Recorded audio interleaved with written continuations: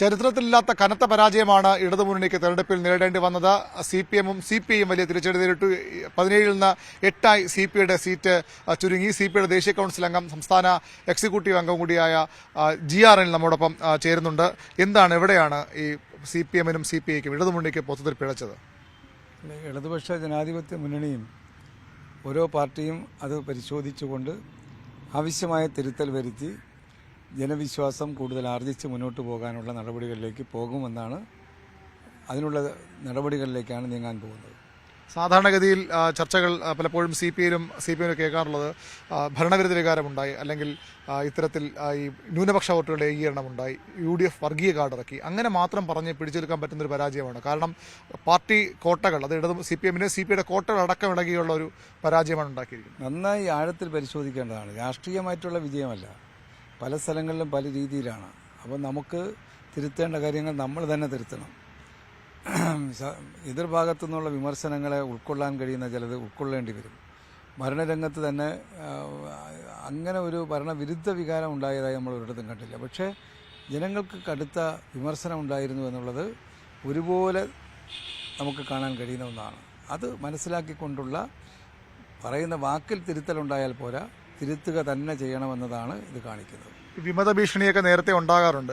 സിപിഐയുടെ ഒരു MLA തന്നെ BJPയിൽ മത്സരിച്ചു, CPMന്റെ മുൻ MLA BJPക്ക് മത്സരിച്ചു, പ്രധാനപ്പെട്ട നേതാക്കൾ CPMന്റെയൊക്കെ വിട്ടുപോയി, വിമതന്മാരായി വന്നു, അവരൊക്കെ ജയിച്ചു വരുന്നു. ഈ വിമതന്മാരെയൊക്കെ കൂടെ നിർത്താൻ CPIക്കും CPMനും കഴിയാതെ പോയിട്ടില്ലേ? അതെ, നമുക്കത് പരിശോധിക്കേണ്ട വിഷയമാണ്. കാരണം ഇടതുപക്ഷ രാഷ്ട്രീയം ഉപേക്ഷിച്ച് മറുവശത്ത് പോയി മത്സരിക്കുന്ന തരത്തിലേക്കുള്ള ചിന്ത എങ്ങനെ ഇത്തരം നേതാക്കന്മാർക്കുണ്ടാകുന്നു, അത് നമ്മൾ ഗൗരവമായി കാണേണ്ട കാര്യമാണ്. നിസ്സാരമായി കണ്ടാൽ നമുക്കത് കൂടുതൽ അപകടം ഉണ്ടാകും. അത് ഗൗരവമായി കണ്ടുകൊണ്ട് അതിനനുസൃതമായിട്ടുള്ള മാറ്റം. ഇപ്പം ഒരാളിനോട് സംസാരിക്കണമെന്ന് പറഞ്ഞാൽ സംസാരിക്കണം, എന്താ കുഴപ്പം? അവരോട് സംസാരിക്കാൻ, അവർ പറയേണ്ട കാര്യങ്ങൾ പറയാനും കേൾക്കാനും നമുക്ക് കഴിയണം. ആ നിലപാടിൽ നമുക്ക് ആവശ്യമായ മാറ്റം വരുത്തണമെന്നതാണ് ഏറ്റവും പ്രധാനപ്പെട്ട കാര്യം. ഇപ്പം അതിന് കഴിഞ്ഞിട്ടില്ല എന്ന് കൂടിയല്ലേ? അല്ല, ഇപ്പം നമുക്ക് ഞങ്ങളുടെ പാർട്ടിയിൽ നിന്നും അപ്പുറത്ത് പോയി മത്സരിച്ചില്ലേ, CPMൽ നിന്നും അപ്പുറത്ത് പോയി മത്സരിച്ചില്ലേ?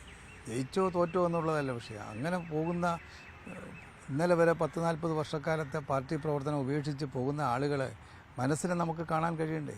അത് കാണണം. കണ്ടുകൊണ്ട് തന്നെ ആവശ്യമായ തിരുത്തൽ വരുത്തി, സമീപനത്തിൽ മാറ്റം വരുത്തി നമുക്ക് മുന്നോട്ട് പോകേണ്ടതുണ്ട്. അങ്ങനെ പോവുക തന്നെ ചെയ്യും. അങ്ങനെ പോയി നമുക്ക് തിരിച്ചു വരാൻ കഴിയുന്നത്. ഇപ്പോൾ ഇതൊരു താൽക്കാലികമായിട്ടുള്ള വിജയം തന്നെയാണ്.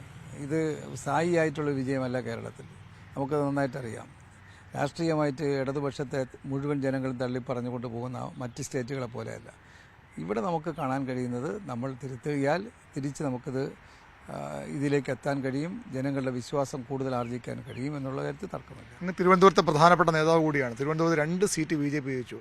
കുറച്ചപ്പുറത്ത് ചാത്തന്നൂര് CPIയുടെ സീറ്റ് തന്നെ BJP പിടിച്ചെടുക്കുന്നു. BJPയുടെ ഒരു വളർച്ച എങ്ങനെയാണ് കാണുന്നത്? അല്ല, ഇതുപോലുള്ള സമീപനം ഏത് രാഷ്ട്രീയ പാർട്ടിയാണോ സ്വീകരിച്ചാലും, ഇപ്പം കോൺഗ്രസ് പലപ്പോഴും സ്വീകരിക്കുന്ന മൃദു സമീപനത്തിൻ്റെ ഫലമായിട്ടാണ് BJP ശക്തിപ്പെടുന്നത്. ചില കേന്ദ്രങ്ങളിൽ LDFന്റെ കേന്ദ്രങ്ങളിലും BJP ശക്തിപ്പെടുന്നുണ്ട്. അത് മനസ്സിലാക്കിക്കൊണ്ട് നമ്മുടെ സ്വന്തമായിട്ടുള്ള ആ സമീപനം, രീതി നമുക്ക് നടപ്പാക്കാനും അല്ലെങ്കിൽ പ്രവർത്തിപ്പിക്കാനും കഴിഞ്ഞാൽ ഈ അവസ്ഥ മാറും. സാധാരണ ജനങ്ങളാണല്ലോ അപ്പുറത്ത് ഇത്തരം രാഷ്ട്രീയത്തിൻ്റെ കൂടെ പോകുന്നത്. അതുപോലെ സാധാരണ കുടുംബങ്ങളാണല്ലോ ഈ മതപരമായിട്ടുള്ള പ്രചരണങ്ങൾ വീണു പോകുന്നത്. അപ്പോൾ അത് രണ്ടും നമുക്ക് കറക്റ്റ് ചെയ്യാൻ കഴിയും. അപ്പോൾ അത്തരം ആളുകളുമായിട്ടുള്ള ബന്ധം നമുക്ക് കുറഞ്ഞു വരികയാണ്. അത്തരം കുടുംബങ്ങളുമായിട്ടുള്ള ബന്ധം നമുക്ക് കുറഞ്ഞു വരികയാണ്. ആ കണ്ണികൾ പുനഃസ്ഥാപിച്ചെടുക്കാൻ കഴിയണമെന്നതാണ് ഇത്തരം പാഠങ്ങൾ നമ്മളെ പഠിപ്പിക്കുന്നത്. തീർച്ചയായും തന്നെയാണ്. സർക്കാരിനെതിരെ ഒരു വികാരം സ്വാഭാവികം ഉണ്ടായെങ്കിൽ പോലും അതിനപ്പുറത്തേക്കുള്ള കാര്യങ്ങൾ സംഭവിച്ചു. രാഷ്ട്രീയമായ വലിയ തിരിച്ചടികൾ ഉണ്ടായി എന്നൊരു പൊതുവിലയിരുത്തലിലേക്ക് കാര്യങ്ങൾ എത്തുകയാണ്. തുറന്ന ചർച്ചയും യഥാർത്ഥ പരാജയ കാരണങ്ങളിലേക്ക് ചർച്ചകൾ പോകുമെന്ന് തന്നെയാണ് CPIയുടെ പ്രധാനപ്പെട്ട നേതാവായ GRN വ്യക്തമാക്കുന്നത്. കൂടുതൽ വാർത്തകൾക്ക് News 18 Keralam YouTube channel subscribe ചെയ്യുക.